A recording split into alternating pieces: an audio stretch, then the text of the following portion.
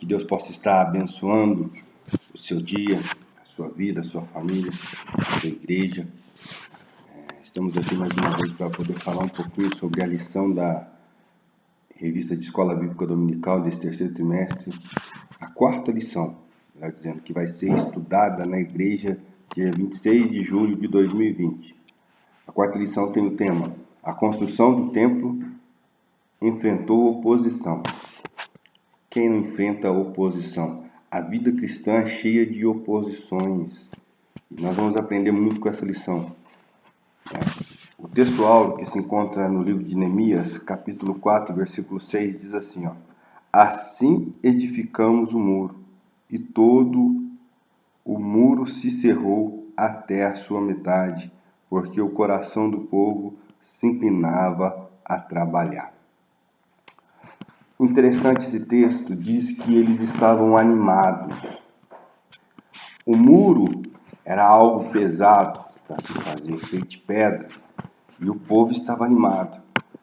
E esse texto fala que eles trabalharam a ponto do muro ser erguido até a sua metade. E o povo estava alegre com aquele serviço. E normalmente é dessa forma. A motivação, a alegria do trabalho, o ânimo, né, de estar fazendo algo vem até o momento que começa a oposição. A partir do momento que começa a oposição, nós começamos a ter uma certa dificuldade. E aí é que nós temos que ter a maior certeza, nós temos que ter a confiança no Deus que nos chamou. Verdade prática. Se confiarmos verdadeiramente em Deus, venceremos todas a resistência do maligno. A nossa confiança tem que ser em Deus. Nós vivemos em um mundo físico que é bombardeado o tempo todo pelo mundo espiritual. O diabo, com seus adeptos, eles ficam o tempo todo nos oprimindo, sendo a nossa oposição, trabalhando para que nós possamos desanimar na fé, trabalhando para que nós possamos perder a nossa esperança, o nosso ânimo. Mas o bom, se a nossa confiança estiver 100% em Deus, nós iremos vencer qualquer oposição vinda do maligno. A leitura bíblica em classe se encontra no livro de Esdras, capítulo 4, versículo 7 e 9, versículo 11 a 13, 15, 16, 21 a 24. Diz assim: e todos os dias de Artaxerxes escreveu Bislão, Mistredate, Tabeel e os outros, e a sua companhia a Artaxerxes, rei da Pérsia, e a carta estava escrita em características aramaicos na língua sírica. Então escreveu a Reum, o chanceler, e Sinsai, o escrivão, e os outros de sua companhia, Dinaitas e Afazaquitas, Tarpelitas, Arfesitas, Arquevitas, Babilônios, Susanquitas, Deavitas e Elamitas. Estes, pois, é o teor da carta que o rei Artaxerxes lhe mandaram, teus servos, os homens daquém do rio em tal tempo. Saiba, ó rei, que os judeus que subiram de ti vieram a nós a Jerusalém, e edificaram aquela rebelde e malvada cidade, e vão restaurando seus muros e reparando os seus fundamentos. Agora, saiba, ó rei, que se aquela cidade se reedificar e os muros se restaurarem, eles não pagarão os direitos, os tributos e as rendas, assim se danificará a fazenda dos reis. Para que se busque no livro das crônicas de teu país, e então acharás no livro das crônicas e saberás que aquele foi uma cidade rebelde, e danosa aos reis, e província a quem nele houve rebelião em tempos antigos, pelo que foi aquela cidade destruída. Nós, pois, fazemos notório ao rei que se aquela cidade se reedificar e os seus muros se restaurarem dessa maneira, não terás porção alguma desse bando do rio. Agora, pois, dai ordem para que aqueles homens parem, a fim de que não se edifique aquela cidade, até que se dê uma ordem por mim. Aguardar-vos de cometerdes erros nisso, porque cresceria o dano para prejuízo dos reis? Então, depois que a cópia da carta do rei Artaxerxes se leu perante Reum e Sinsai, o escrivão e seus companheiros, apressadamente foram eles a Jerusalém aos judeus e os impediram à força de braços e com violência. Então cessou a obra da casa de Deus que estava em Jerusalém e cessou até ao ano segundo do reinado de Dário, rei da Pérsia. Entenda, o povo daquela região, os samaritanos, estavam incomodados. A partir do momento que o povo foi levado cativo, os samaritanos, eles assumiram o território. E agora eles estavam vendo o povo animado, contente, feliz, alegre, reconstruindo os muros, reconstruindo o templo, a adoração dentro do templo através do sacrifício, depois deles terem restaurado o altar, e aquilo os incomodou. Eles viram que o povo estava animado e quiseram falar para o rei que aquele povo, se eles reedificassem, se a eles consertassem os muros, acabaria totalmente os impostos daquela banda do rio. Porque o povo estava animado, o povo estava contente. E o que eles pediram para o rei? Que ele desse ordem para que aquela construção parasse. Quantas das vezes acontece isso na nossa vida? Quando nós estamos animados, vem alguém, vem alguma coisa e nos desanima. Vem alguns intempéries da vida e nos tira totalmente o nosso chão. Imagina um povo animoso, trabalhando exaustivamente, e no momento em que a obra começa a se seguir, chegou uma ordem do rei, é para parar por aqui.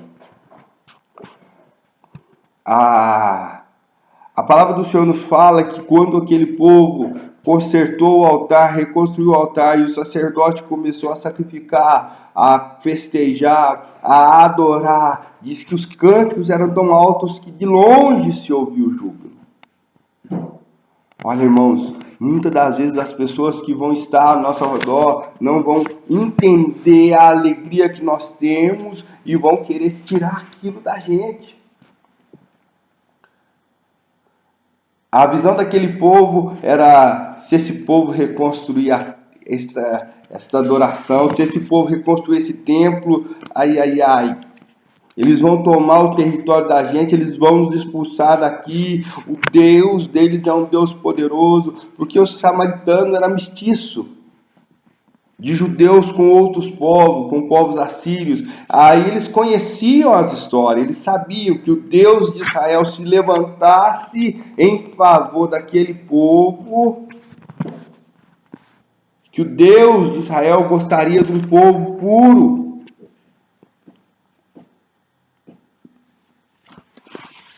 Aí, a lição de hoje, o objetivo geral da lição, a lição da lição 4 é mostrar que a nossa confiança em Deus nos faz vencer a resistência do maligno. Os objetivos específicos do primeiro tópico: mostrar como se deu o lançamento dos alicerces do templo. O segundo, saber que os samaritanos se opuseram à construção do templo. O terceiro, explicar a falta de resistência dos judeus. O quarto tópico, discorrer a respeito da reação dos samaritanos quando os judeus cessaram a obra.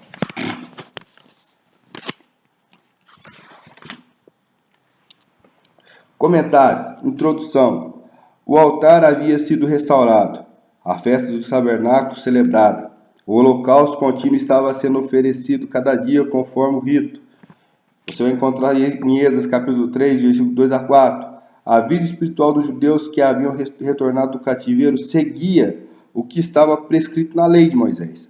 Somente esperavam o momento de iniciar a reedificação do templo. Então, meus irmãos, quando nós entendemos, professor, que o altar que os judeus estavam reconstruindo, que estava tudo seguindo de conforme ao rito, aquilo que estava escrito na lei, era muita ingenuidade deles achar que eles não sofreriam nenhuma retaliação, nenhuma oposição do povo que estava ao redor, que seriam aceitos de bom grado a fazer aquilo. Diz a palavra do Senhor que o coração deles estava temeroso pelos inimigos que estavam ao redor. E agora que o altar tinha sido reconstruído, o sacrifício contínuo estava sendo feito, a adoração que Davi tinha colocado estava sendo feita, o povo animou-se, o ânimo estava renovado, a obra estava indo conforme o ânimo do povo, a alegria, a disposição, a adoração. E agora, no primeiro levante, a obra para. Os alicerces do templo são lançados. Depois que as matérias para a construção do templo chegaram, segundo a concessão feita pelo rei Ciro, da Pérsia, Zorobabel e os que haviam voltado do cativeiro lançaram os alicerces do templo. Esdras, capítulo 3, versículo 8. Todos apresentavam muita animação para o trabalho. Imagina, olhe comigo, o templo, os muros, Zorobabel animadíssimo, chamando o povo para a responsabilidade e os fundamentos do templo, e aquilo ali sendo movido a, como se diz, os materiais chegando segundo a concessão que Ciro tinha feito, e o sacrifício sendo feito, a adoração sendo feita, e o povo animado. Agora é o momento, a casa de Deus, o nosso lugar, para nós chegarmos à presença do Senhor, para nós sacrificar, e aqui é que nós vamos começar a grande obra. Olha, vai mudar totalmente a visão. Os judeus vão voltar, quando ouvirem falar que o templo está sendo reconstruído, vai se ajuntar cada dia mais gente. Por quê? Porque a presença de Deus, aquilo que nos traz esperança, aonde Deus habita, o templo, onde o povo se reunia para adoração, agora está sendo reconstruído. Então, a cabeça do líder, do governante, falou assim: agora que é o momento. Era uma peça-chave para o decorrer da obra, para cada vez mais se ajuntar mais povo, para que o povo continuasse retornando, porque o templo era símbolo da presença de Deus. Quando o tabernáculo foi feito lá no passado, a presença de Deus se fez presente. Quando Salomão acabou de edificar o templo, a presença de Deus foi presente. A presença de Deus esteve presente. Deus aprovou. E agora Zorobabel, Zorobabel no coração dele tinha isso, conhecendo a história, conhecendo toda a trajetória, falou: se nós reconstruir o templo, o povo volta, o povo se ajunta. O lançamento dos alicerces foi celebrado como solenidade. Os sacerdotes, já paramentados e com trombetas, os levitas, filhos de Asaf, com salteiros, para louvarem ao Senhor, conforme a instituição de Davi, rei de Israel. Todos os que assistiam o lançamento dos alicerces expressavam seu sentimento com tão grande júbilo que as suas vozes se ouviram de longe. Olha a importância.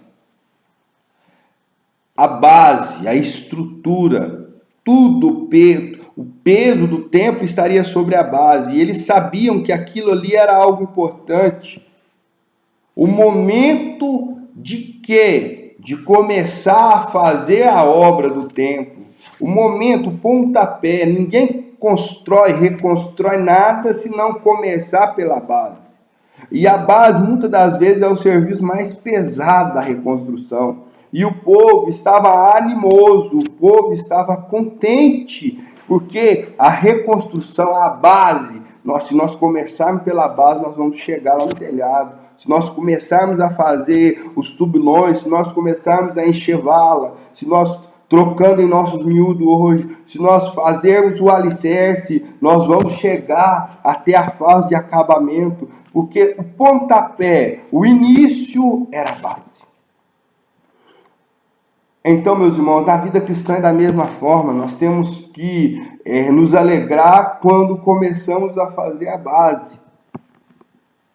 E quando nós estivermos felizes, quando a base estiver sendo reconstruída, porque quando a base ela é bem feita, o templo não cai.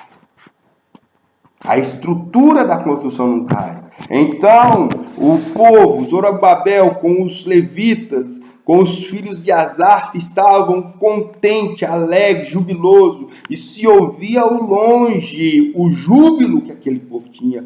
Por quê? Porque a base estava sendo começada.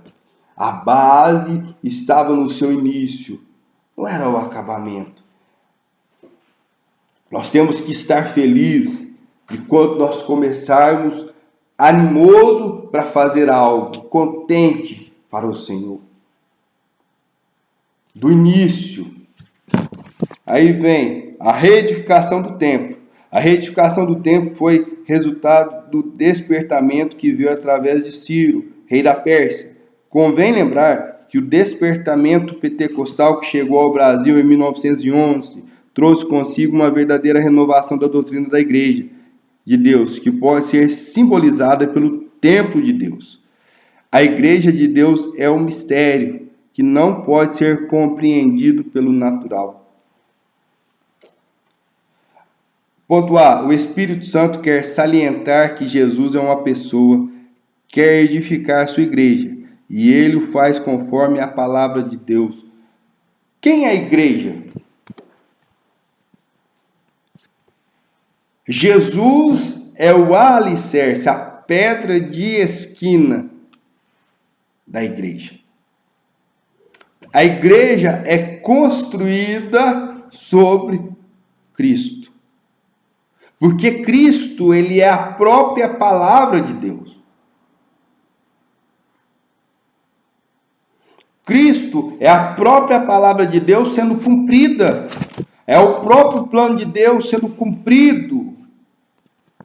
Então, quando os missionários chegaram lá em Belém do Pará e trouxe para nós um avivamento, uma renovação, nós temos que entender a importância. Aí o Espírito Santo salienta que Cristo é o edificador da igreja, o construtor da igreja.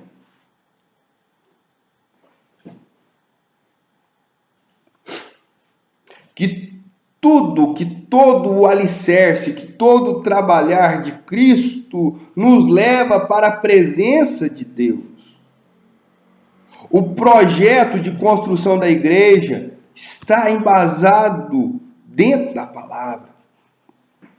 A estrutura, a arquitetura, o projeto de elaboração, está tudo dentro da palavra. E Jesus, ele é o arquiteto, o engenheiro, o construtor, que vai edificar a igreja sobre si. Sobre os parâmetros que foram feitos, ele chegar à cruz como cordeiro imaculado, sem mácula. O sacrifício que levou o homem até a Deus. O cordeiro que tirou o pecado do mundo e nos deu livre acesso a Deus. O Espírito Santo quer gerar um sentimento de reverência pela igreja do Senhor, que é a morada de Deus. nós temos que ter reverência. Em Eclesiastes capítulo 5, 1 diz: guarda o teu pé quando entrares na casa de Deus. Inclina-te mais para ouvir do que a oferecer sacrifício de tolo, pois não sabe que fazem mal. Então há momentos que é melhor ter reverência do que sacrificar. É melhor ser reverente, dar reverência, ter respeito, do que chicotear o seu corpo, do que martirizar o seu corpo. Então o Espírito desperta isso, esse sentimento de reverência, esse sentimento de respeito, que nós não podemos estar de qualquer forma na presença de Deus. Entender que nós somos a morada de Deus. Como falei, o templo para os judeus mostrava que Deus tinha aceitado o lugar que ele faria de sua morada, onde os judeus iriam se ajuntar para sacrificar, para o adorar e para lhe prestar respeito. E nós hoje, como igreja de Cristo, como templo do Senhor, nós não podemos esquecer disso. Que nós temos que ter reverência para chegar na presença do Senhor. O sacrifício foi pago. Por quem? Por Cristo da cruz do Calvário. Mas nós temos que levar a adoração a Ele. Nós temos que levar a Ele o quê? A nossa adoração, o nosso incenso. E isso faz com que nós tenhamos reverência na presença do Senhor. O Espírito Santo quer demonstrar que a igreja, o Espírito Santo quer adestrar a igreja, porque ela é o instrumento de ação de Deus aqui na terra. Deus não tem um trabalho para cada servo seu na grande obra de evangelização do mundo. Deus tem um trabalho para cada servo seu na grande obra de evangelização do mundo. O que quer dizer a palavra adestrar? É ensinar. Ensinar conforme a vontade dele. Quando um adestrador ensina um cachorro, senta. Só pelo comando, o cachorro, o animal, entende o que ele quer. Quando a palavra adestrar aqui é isso, é nos trazer a entender qual que é a vontade dele e nós seguirmos. Nós termos isso na nossa mente, falar, não pode, porque Deus quer que eu faça isso. E entender que nós temos que estar pronto a fazer o que ele quer. Quando falamos de obra de evangelização, o ID, nós ouvimos muito em culto missionário, o ID, ide pregai. É isso, mas nós estamos prontos para fazer a obra do Senhor? Nós estamos prontos para ir e pontuar, olha, vamos fazer dessa forma, vamos ir desse jeito, vamos mostrar dessa... Deus quer, não é a nossa vontade, não, eu quero ir para a África, oxalá, mas quem dera se o nosso querer importasse. Deus tem para nós que temos que evangelizar dentro do nosso lar. Nos preparando, Deus está nos ensinando, nos adestrando, nos moldando da forma com que Ele quer.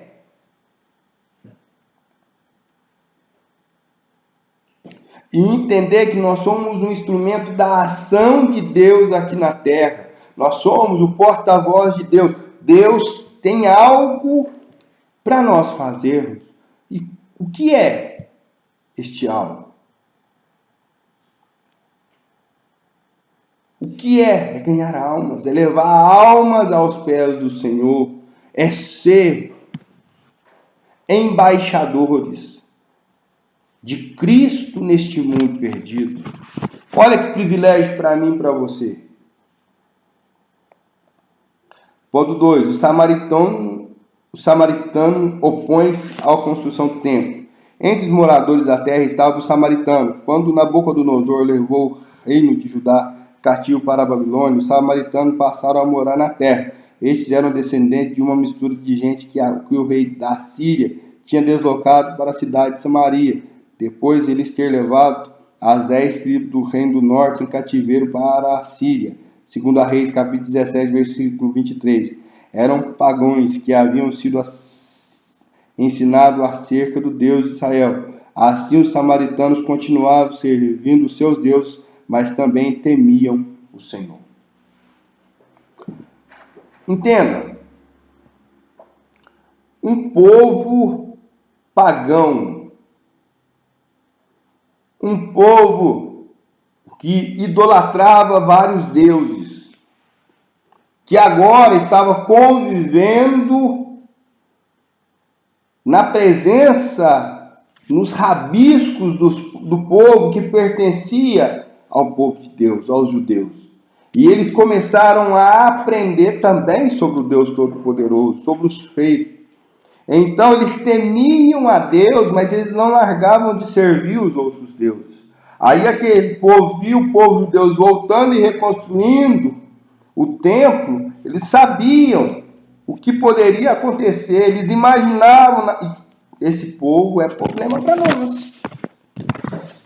Se o Deus deles aceitar a reconstrução, se o Deus deles fizer morada, acabou para nós.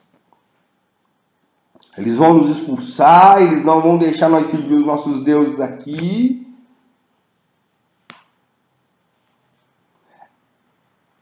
Aí eles ficaram atemorizados, um povo que veio de uma terra estranha, a qual um rei estranho trouxe para morar dentro de Samaria, depois que ele levou as 10 tribos cativa, fazendo deslocamento étnicos. Para quê? Para que a pureza da terra fosse misturada, tivesse uma miscigenação. Foi isso que o rei da Síria estava fazendo. Eu tiro você daqui, eu levo você para lá, eu trago de lá para cá. Só que aquele povo, aonde eles levaram aquele povo, o rei da Síria levou para Samaria, eles começaram a entender também um pouquinho do que era Deus. Ponto 2. Os samaritanos tentam frustrar a construção do templo. A maldade dos samaritanos levou-os a enviar uma carta ao rei da Pérsia, contendo acusações mentirosas contra os judeus. O rei recebeu aquela carta, não conhecia bem o assunto e mandou parar a obra.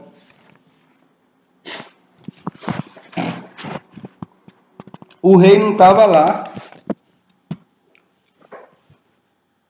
mas o rei mandou parar a obra, lógico. Um rei recebe uma carta de um povo que pagava tributo a ele, que não dava problema, falando que estava vindo um povo voltando para a sua terra, reconstruindo os muros. Muro quer dizer o quê? Cercando o seu território. Muro quer dizer o quê? Colocando a sua proteção ali. O muro é a primeira proteção de uma cidade, reconstruindo um templo. O templo quer dizer o que? Adoração. Reconstruindo o que? A certeza da fé. Reconstruindo o que? O lugar onde o povo iria se reunir para adorar o seu Deus.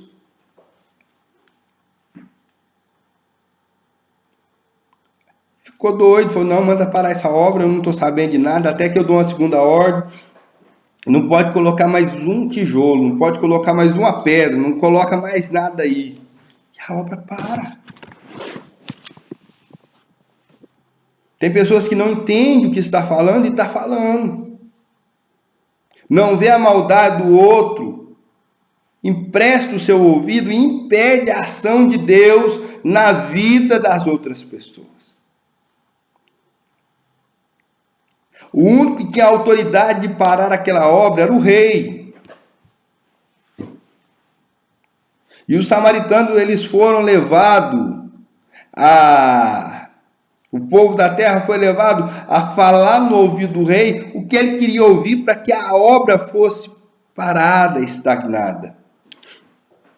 Então, meus irmãos, entendam que o único que teria autoridade para parar a obra era o rei. E foi dito e feito. Eles chegaram lá e mandaram parar. Leram a carta que o rei mandou. Falou assim, o rei mandou parar a obra. Não é, daqui para frente não é para seguir mais. Para.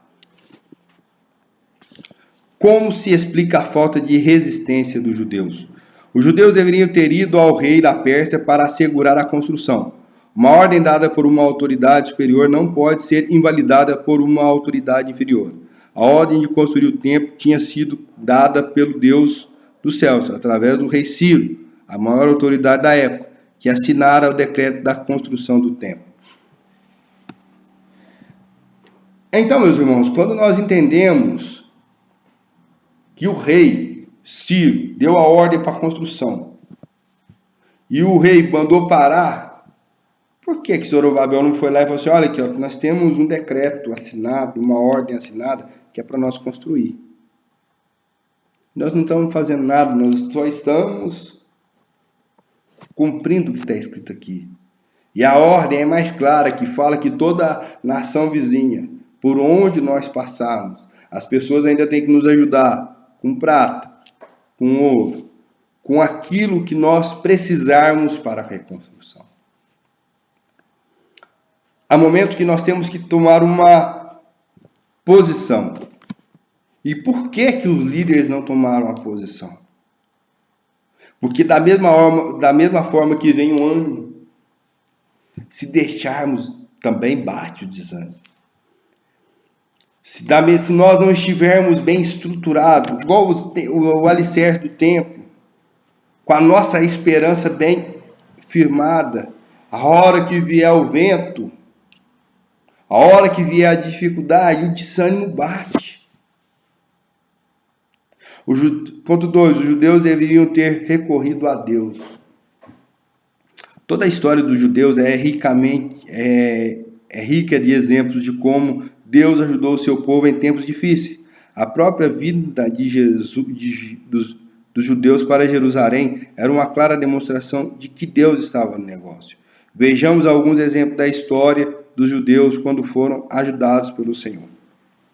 Nos dias do rei Ezequias, Judá foi cercado pelo exército do rei da Assíria, que ameaçava fazer com Judá o que já havia feito com o reino de Israel, levá-los em cativeiro. Nessa hora de perigo, o rei Ezequias buscou o Senhor e foi ouvido, pois um anjo feriu o arraial dos assírios, destruindo 185.000 soldados. Nós temos o povo de Israel, como nós, cristãos, temos o Deus vivo do nosso lado. Como diz o texto, que o ouvido dele não está tampado para que não possa ouvir, e nem a sua mão encolhida para que não possa abençoar. Se o povo tivesse, olha a Deus, olha o que eles estão falando. Pai, a obra é sua, foi promessa, está escrito lá no livro de Isaías. Deus, como que nós vamos agir? Deus, só se a intervenção do Senhor pode mudar o quadro, a situação. Como foi nos dias do rei Ezequias. B. Nos dias do rei Josafá, ameaçados pelos amonitas e pelos moabitas, os habitantes de Judá foram convocados pelo rei para pedirem ao socorro ao Senhor. Vê o texto. Deus guerreou por eles e sem terem que lutar, os inimigos foram desbaratados. Os muitos exemplos de ajuda de Deus no passado deveriam ter inspirado os líderes do povo a resistência a esta maldade dos inimigos dos judeus. Então eles tinham um exemplo de Deus interferir, de Deus vir em socorro ao seu pedido. Se eles tivessem voltado a Deus, clamado, se humilhado e mostrado a sua necessidade, Deus ouviria do céu e iria de encontro à necessidade. Ponto 3. O motivo da falta de resistência dos judeus era de ordem espiritual. Zorobabel, o chefe político do povo judeu, até então tinha confiado em sua própria força. Quando a sua própria força se esgota, não teve mais condição de resistir, sentindo-se inteiramente desarmado diante do inimigo. Pensa. É o que eu falei. Faltava estrutura. O alicerce espiritual não tinha sido feito bem feito. A estrutura, o começo da obra não tinha sido bem feito. Eles tinham que ter voltado primeiramente a Deus, mas o ânimo era natural, não era espiritual. Se Zorobabel não tivesse confiado tanto em sua força, tanto em si mesmo, confiado em Deus, se diminuído, se esvaziado, o ânimo não teria ido embora. Josué, o sumo sacerdote, líder religioso do povo, estava com suas vestes manchadas. Este fato tirou dele toda a autoridade espiritual diante do problema, causado pelos inimigos. Ele não tinha fé para buscar da ajuda de Deus, do Todo-Poderoso, uma vez que o mistério da fé é guardado em uma pura consciência. É por isso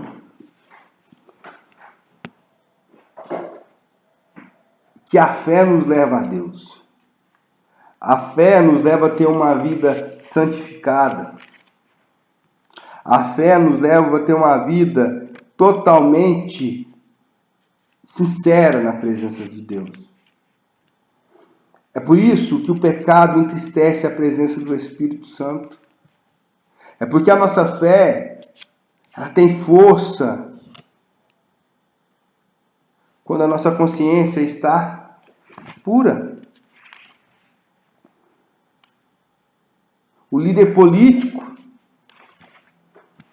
estava totalmente confiando em si.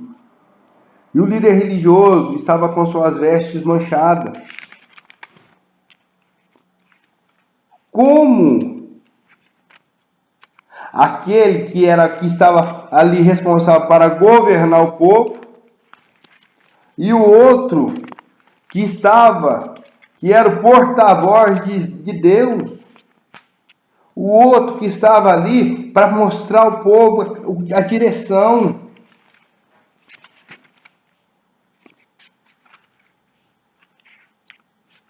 Quando nós vemos isso, um líder que está fora da presença de Deus,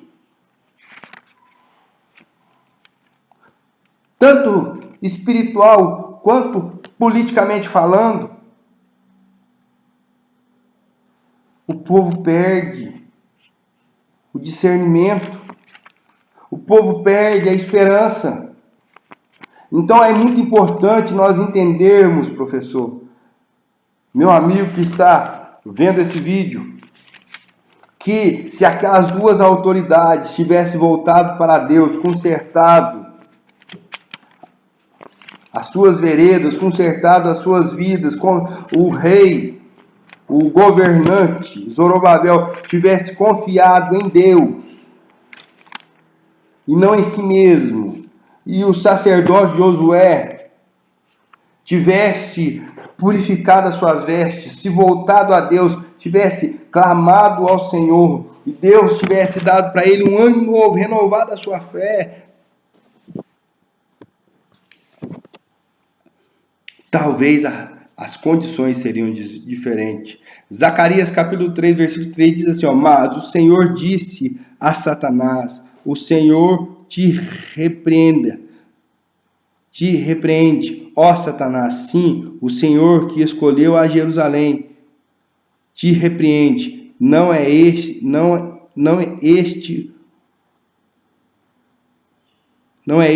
um tição tirado da brasa? Versículo 3, ora, Josué, vestido de veste suja, estava diante do anjo. Então Josué tinha que se purificado, ele era o sacerdote. Ponto 4. A reação do samaritano quando os judeus cessaram a obra. A tristeza dos judeus. O povo em geral tinha desde o início da construção acompanhado o trabalho com simpatia. Os judeus trabalhavam com muito entusiasmo e com muita união. O povo tinha ouvido falar de que Deus dos céus estava do lado dos judeus, ajudando-os. E agora? Onde estava seu Deus? No mesmo lugar. Deus estava lá, querendo uma posição. O povo estava numa tristeza. Cadê o ânimo? A alegria, o júbilo? Veio a resistência e o povo entristece. A alegria dos samaritanos. Os inimigos dos judeus regozijavam-se grandemente. Certamente, aos conselheiros foram parabenizados pela sábia e competência ação. Porém, o gozo dos ímpios é de pouca duração. O gozo dos filisteus que haviam prendido Sansão terminou em tragédia. A alegria dos sacerdotes que alugaram Judas para trair Jesus foi curta de duração. Com a ressurreição de Jesus, seus problemas se agravaram. Deus estava no negócio.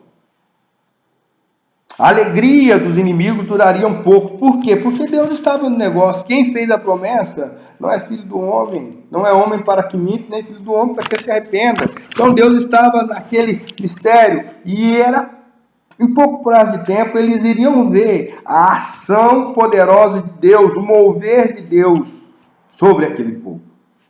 Quando nós vemos esses dois episódios, Sansão com os olhos furados, mas Sansão se voltou a Deus e pediu a Deus mais uma oportunidade. E Sansão matou mais filisteus naquele dia do que em qualquer outro. Porque eles foram lá zombar do herói de Israel, do herói em que Deus tinha levantado, mas Deus ouviu a oração de Sansão. E quando Judas traiu Jesus, o sacerdote falou, não, agora acabou, essa religião, essa pregação do evangelho vai acabar. Mas ao terceiro dia, a promessa se cumpre. Jesus ressuscita e a palavra de Deus é pregada até os dias de hoje. Ao terceiro dia se cumpre o que for escrito e nós estamos aqui hoje para anunciar as boas novas de Jesus a quem quer ouvir. O desânimo dos judeus. Os judeus que tinham voltado do cativeiro para construir o templo sentia-se humilhado e triste. Mas passou algum tempo, acomodaram-se com a situação, não lutaram pela continuação da construção do templo. Deixaram-se dominar pelo desânimo. O desânimo é uma das mais eficazes armas usadas por Satanás contra os crentes. Lutemos contra o desânimo em nome de Jesus. Meu irmão, meu amigo, meu professor, mestre, nós estamos vivendo um tempo em que as pessoas estão perdendo o ânimo, ficando desanimadas. E começa a ficar acomodado com a situação. Não ora mais, não lê mais a Bíblia, não busca mais a presença de Deus, não batalha mais.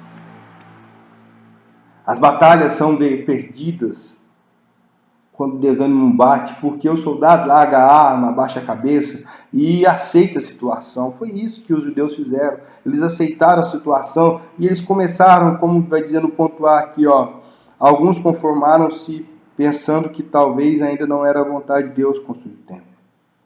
Ponto B. Outros aproveitaram a interrupção da obra para dedicar-se às suas próprias casas. Outros chegaram a faltar com suas obrigações espirituais, deixando de contribuir para a casa de Deus. Ponto C. Talvez alguns judeus sinceros estivessem tristes e buscassem a Deus em oração, pedindo solução para a dificuldade, de modo que o templo pudesse continuar a ser construído. Então eles acomodaram. Vamos cuidar da nossa vida, não é tempo. Agora eu vou fazer minha casa. E a ação de Deus não para. O desânimo tira a pessoa do centro da vontade de Deus. O desânimo leva a pessoa a ter uma mente cauterizada pela situação e não uma mente renovada. O povo que festejou quando o alicerce do templo estava sendo reconstruído, agora caiu quando o inimigo se levanta e desanima da obra. Desanima de continuar indo, de lutar. Enquanto os inimigos estão contentes por ver aquela situação, o povo que tinha que estar buscando a Deus estava cuidando agora da sua vida. É muito atual esse tema. É muito para nós. É muito para o século que nós estamos vivendo. Nós estamos vivendo, talvez, uma fase que o povo está vivendo um desânimo espiritual. Estão acomodados com o que está, da forma que está, do jeito que está. Não é tempo. Enquanto pregamos que Jesus está às portas para voltar, outros, não, já faz tantos anos que os irmãos falam a mesma coisa e ele ainda não voltou. Bateu a canseira espiritual. O desânimo espiritual. E com isso, começam os problemas. Porque nós fomos chamados para andar na contramão do mundo. Não em convivência com o mundo. Não aceitar as coisas que o mundo faz. Então, meu professor, meu amigo, que Deus possa te dar inspiração para essa aula de domingo. Que nós venhamos entender que nós não podemos parar a obra no meio só porque o inimigo se levantou. E nós não podemos dar alegria, que percamos a cabeça. Mas nós temos que propagar aquilo que Deus tem colocado em nossas mãos para fazer. Deus que é um povo animoso, homens que animem-se estar na presença do Senhor. Meu irmão, tu está fraco, mas hoje me dá a mão aqui, vamos juntos.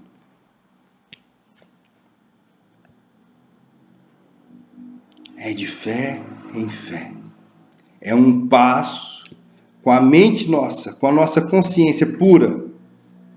Pura como, Everton? Nós vamos largar de pecar, esse é o ideal. Mas como nós estamos em um corpo pecaminoso, a carne ela é, mas nós temos um advogado do lado de Deus que nós podemos dobrar o nosso joelho e falar, Pai, me nos perdoa. E a nossa mente vai ser purificada. Basta nós termos a consciência que nós precisamos voltar e reconstruir e restaurar o templo, restaurar o altar, a adoração, o louvor, a oração, estar na presença de Deus. E nós, aí sim, vamos ver que Deus tem para nós algo novo. Não deixe o inimigo da sua alma te desanimar. Não deixe o diabo e os seus tentar tirar você do foco. Qual que é o nosso foco? A salvação, o céu, que é um dom gratuito de Deus, mas que nós vamos manter ela com força, sabendo que nós estamos em guerra todos os dias. Sabendo que a construção do templo, dos muros, eles tiveram que estar armados para que aquilo acontecesse. Enquanto eles trabalhavam com a espada nas costas, os outros ficavam com a arma em punho. Porque nós estamos em guerra. Nós estamos em guerra espiritual. E a certeza da nossa vitória, ela se encontra lá no céu. E o Espírito Santo nos ajude e nos auxilie para essa grande obra. Amém? Que Deus possa te abençoar, que Deus possa te iluminar, que Deus possa estar te instruindo cada dia mais, que o Espírito Santo de Deus possa trazer a sua mente, que o Espírito Santo de Deus possa te trazer inspiração e que Jesus, possa te abençoar cada dia. Assim, em nome de Jesus, que Deus possa fazer grandes coisas em tua vida.